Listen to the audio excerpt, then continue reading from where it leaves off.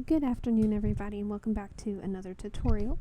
So this is technically an updated version of a previous tutorial that I have made about how to rig and weight paint hair.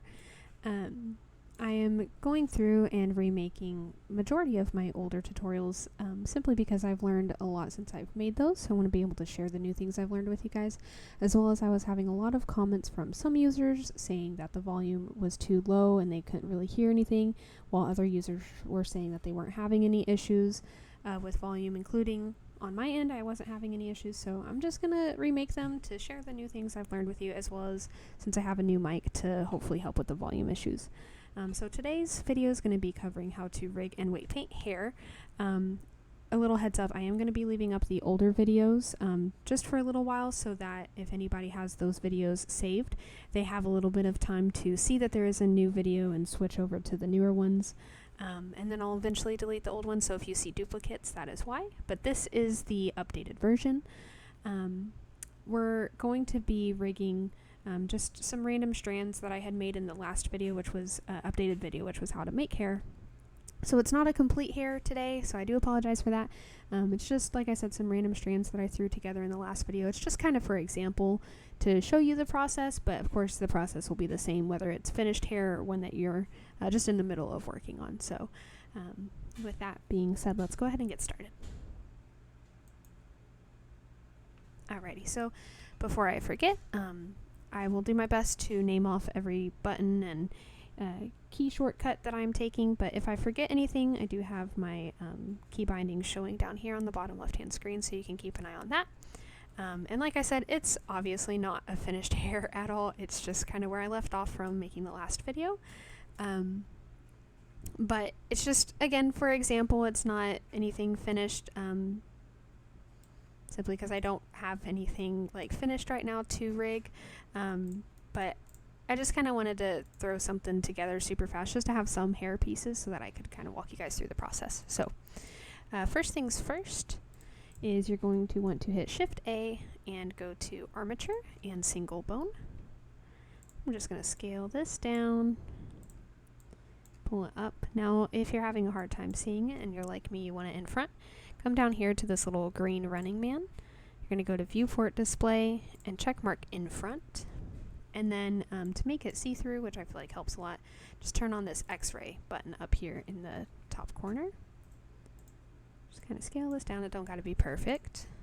And going to this bone section, we're going to rename this head. The reason why we're doing this is so that, let's say if you're selling the hair commercially, if somebody buys it and goes to put the hair on an avatar, whenever they merge everything, they can use cats to merge bones, or they can do it manually and it can merge the two head bones, so it just makes things a lot easier for the person using the hair instead of having to merge each individual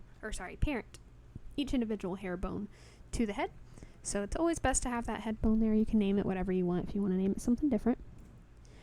So for today, I'm only going to be rigging these two because I'm actually going to keep these bangs to potentially make something, actually make something in the future.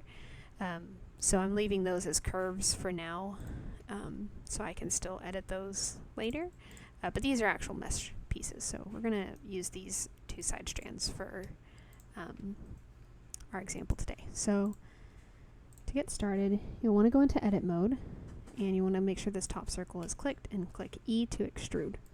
Now, if you have like your hair's mirrored like it is on this avatar, so meaning whenever I made it, I had on the mirror modifier.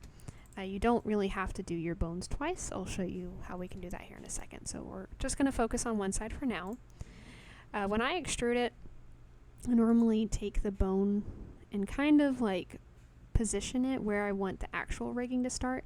You don't want to rig and weight paint the part that's attached to her scalp, because then in game that will move off the head and she'll be bald, right? So we actually want it to rig where, kind of like, you know, in real life where hair's actually going to fall. So I'm going to say maybe somewhere around here. I'm going to rename this, whoops. So the reason why I do that is so now anytime that we extrude, it's going to keep that name. So that will help if you know, somebody's like, okay, so here's my head bone, but if they have like multiple hairs, they can go to any bones that are titled tutorial hair, and they can mess with the fizz bones or whatever for that hair. And then if they have another hair that say the bones are called long hair, then it just kind of helps keep it separate. So just a little quality of life thing. So just going to E to extrude. And I'm just going to kind of put some bones down to kind of go along. I don't need this one, so I'm going to delete that. Something to keep in mind, the more bones, the more unoptimized, but the more bones, the more smooth it's going to be. So there's not really a set like amount of bones that you want to have per like length of hair or length of tail or ears or whatever it is that you're rigging, because the process is the same across the board pretty much. It's just something to kind of keep in mind depending on how optimized you're trying to go, that the more bones there are, the more unoptimized it will be according to VRChat standards. And you can always look up what, you know, like an optimized rating avatar's bone count would be. I'm just going to toss some down here just for reference. So kind of have it lining up with the hair strand. I'm going to go to the side view, and then we're going to do the side view. So something also to keep in mind with your bone count, you can make these bones work for both hair strands, or you can have some bones for this hair strand and some for the second hair strand. So it's really, again, all up to you what kind of optimization you're wanting to do.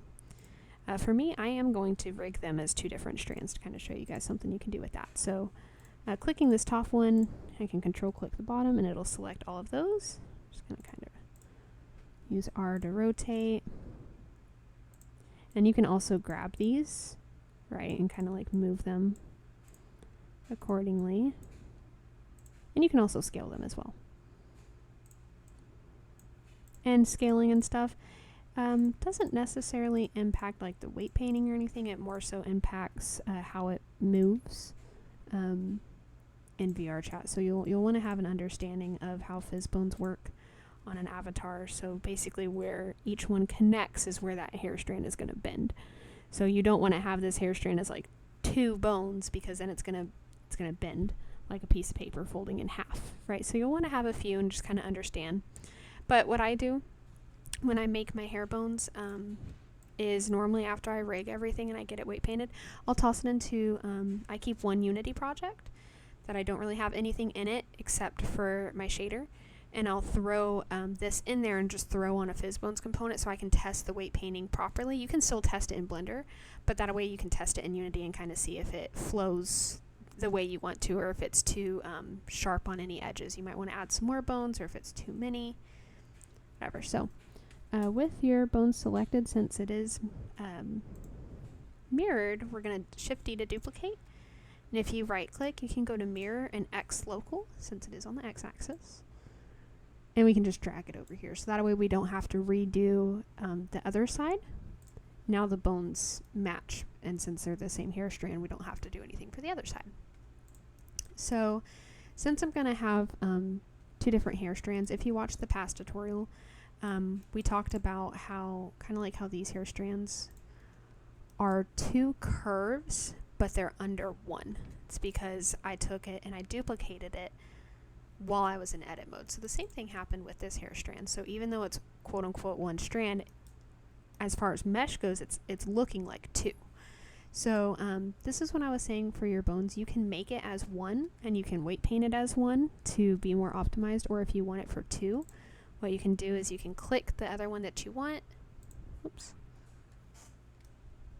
Oh, there it is. I was like, why is it not showing up? So yeah, you can click on it, click L to basically select everything linked. So if, I know it's kind of hard to see, but these vertices here where that hair strand ends, if they were merged, or if we had turned on clipping when making the hair to this other piece, it would select all of it. But since we didn't, it's selecting just that one, if that makes sense. So I'm going to go ahead and select both and hit P and separate by selection. So now it is fully separate. And the reason I'm doing that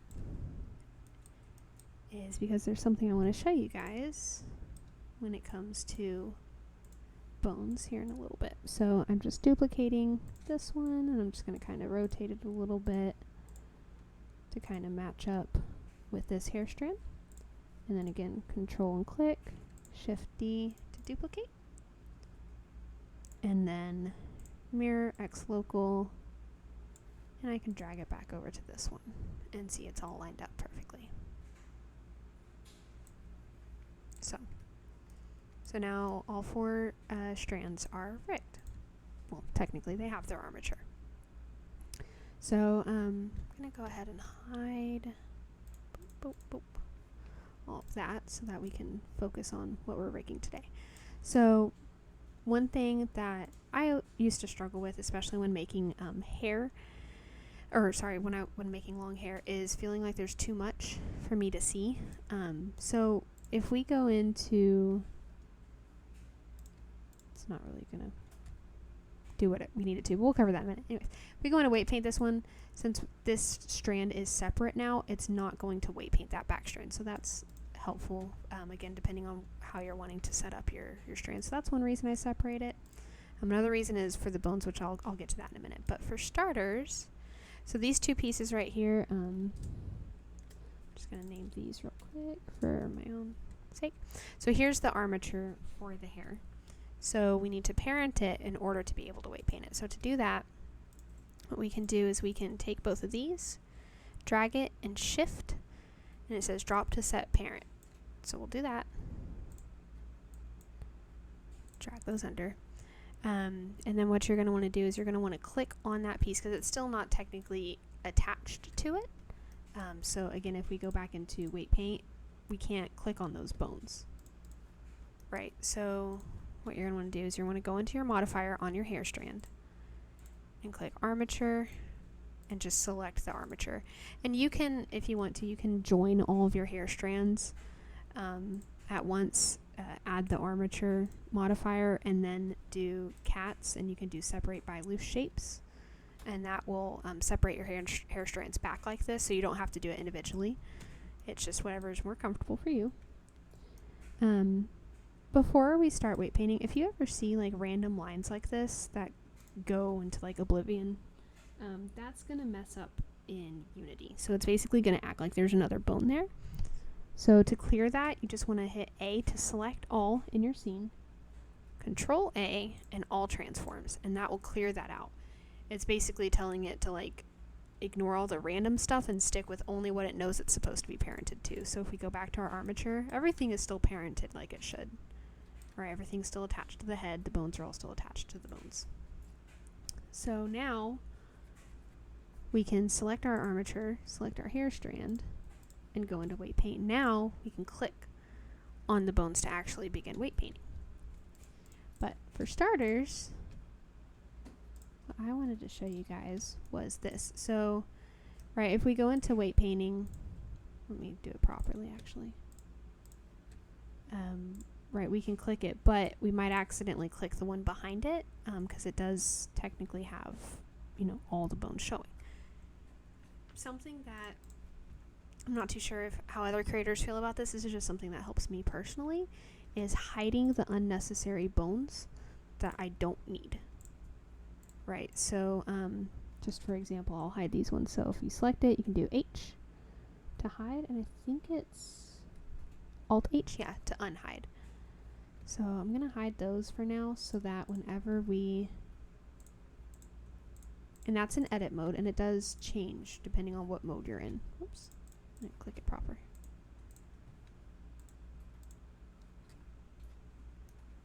Why is it not? Hold on. There we go. Wasn't clicking shift. So now it's still there, so you can shift click. I'm clicking all the wrong things, I'm sorry. And hide there so that whenever I go to weight paint, I'm only seeing the one bone. And it's not necessary. You can always just rotate your camera and select the ones that you need to select. I just wanted to show you about hiding bones, because for me, whenever I have like a ton of bones, sometimes hiding them in weight painting mode will help me not click the wrong one. and to keep track of what I'm doing. It's not necessary, it's just something that I learned how to do, so I just wanted to toss it out there. So to actually weight paint, you want to shift click whatever bone you're wanting to weight paint. I believe it shows up as mix by default, but on this brush, if you click this little ball up here, you change it to add. That's how we'll start adding our weight paint, right? Now, one thing to talk about is fall off defaults by sphere. And what that means is if we paint right there, let's hide this, it did not paint the back. It's literally painting only what it sees. So, keep that hidden. If you change your fall off to projected, now it'll, cover everything from the back to the sides, all of it. So that is something very, very helpful. It will make sure that you don't accidentally have any parts of your mesh that aren't weight painted. So I always recommend weight painting with fall off primarily set to projected. Depending on what you're doing, occasionally you might need to set it to sphere, especially for like clothing and stuff. But with hair strands, I pretty much always keep fall off to projected. And if you change brushes to like blur or average, by default, it will stay on sphere until you change it to projected. So keep that in mind to kind of check it each time you change your brush at first. This is a project that obviously I've been doing a lot of work in, so it's automatically set to fall off on everything for me. But by default, it won't do that. So to start weight painting, we're going to select the head bone. This is all the hair that we want to move with the head. Now, you would think that you would want to paint everything, but it don't quite work like that. You want to paint primarily like the parts that you know for sure need to stay attached when the head bone is moving. So pretty much what we want on her scalp, right? Because the thing is, you don't want to paint all of it, because then that can cause a lot of issues moving forward. Because it goes by the other bones, like it's going to ignore those basically. So now we'll shift select this one. Paint that, and it can overlap the bones. It don't have to be perfect.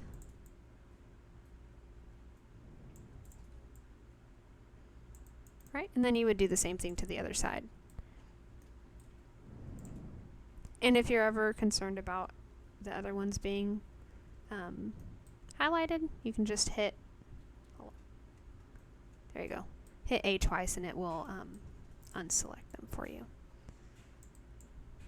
And this is a good reason why I like to have the other bones hidden, just to make sure I don't have to swivel around to make sure that I'm not accidentally selecting them. And this is why if you don't want a certain part of your hair to be weight painted, it's good to separate it by the strands that you do want weight painted. So like, I didn't want this hair strand to be weight painted to this front one, so I went ahead and separated it so that no matter how much I click on it, it's not going to be affected. But if we wanted, instead of like the second set of bones, just one solid one, then you would have them joined under the same mesh so that they could both be weight painted at the same time. So again, it all just depends on what you want to do. So once you have all of your weight down, one way to make sure that it's doing it is you can click on this vertex groups tab, and you can see everything. So whenever you click on a new bone, it's when it's adding this. Right, so let's say if we delete the head bone. So clicked on it, add, right, and so see it pop back up down there. And it's probably the easiest way to make sure your vertex groups are added without having to like manually do it is by clicking the bone while you're weight painting. So once you have everything down, you two things, just kind of quality of life to help it be smoother. So you want to average it and blur it is how I personally do it. Some tutorials I've watched have said you can just blur it. I personally do both. I just kind of run over everything with the average. It just kind of helps it not be so like, I guess like strict is the best word. Stiff maybe. It helps the hair not move so stiffly, because that red is what's primarily going to move, while these other colors, it's only going to move a little bit whenever that specific bone is moving. So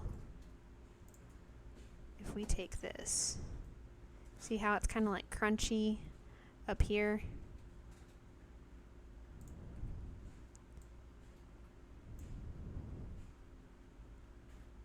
versus it's a little bit smoother now.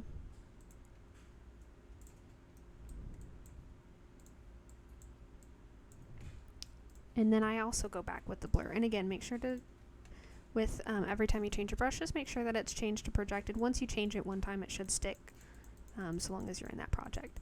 Now, I personally, you can, you know, sit here and like just hold it.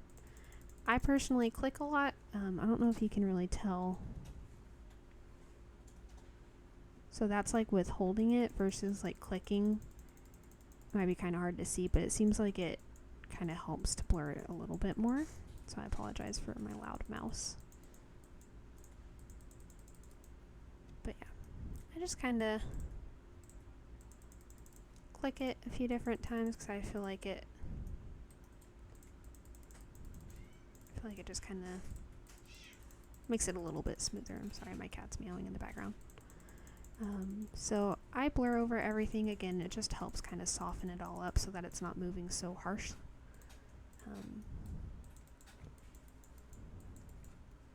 And yeah, and that's pretty much it. That's how you rig and weight paint. So then if we go into pose mode, whoops, what armature is this? 9. So let's ignore that part. Alright, so see, it all moves with the head, even if we didn't weight paint those bottom strands.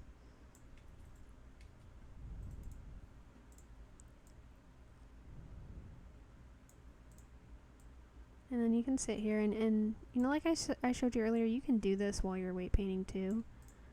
But then you can, and see now it's not so like clunky on where that bone breaks. It's a little bit softer. And you can sit here and you can test it all in Blender. Like I said, preferably what I tend to do is like I'll just shift select my armature and my hair so I don't get like the head and the body and stuff. I'll go throw it into a Unity project and just toss some fizz bones on it to kind of test it that way so I can see what it's actually going to look like in game. But yeah, and then you would just kind of repeat the same process for the second hair piece. And this method applies to, make sure that you are shift selecting. There you go. This process applies to rigging ears, tails, hair, pretty much anything like that rigging. Clothes, I would imagine would be a little bit different. I'm not too familiar with that process, since it does need to be a little bit more precise, since it is mirroring the body's weight painting to help with clipping and stuff. But this is just kind of the basics of how to rig and weight paint. It's just a rinse and repeat process. You know, get your armature, make sure you do add on whatever bones you want, and then your average, and then your blurring. You know, and just kind of do that for each hair strand. Like I said, for me personally, I tend to hide bones because once I re-import the hair, the bones are going to show up anyway, so I don't have to worry about them being invisible for anybody that buys the hair.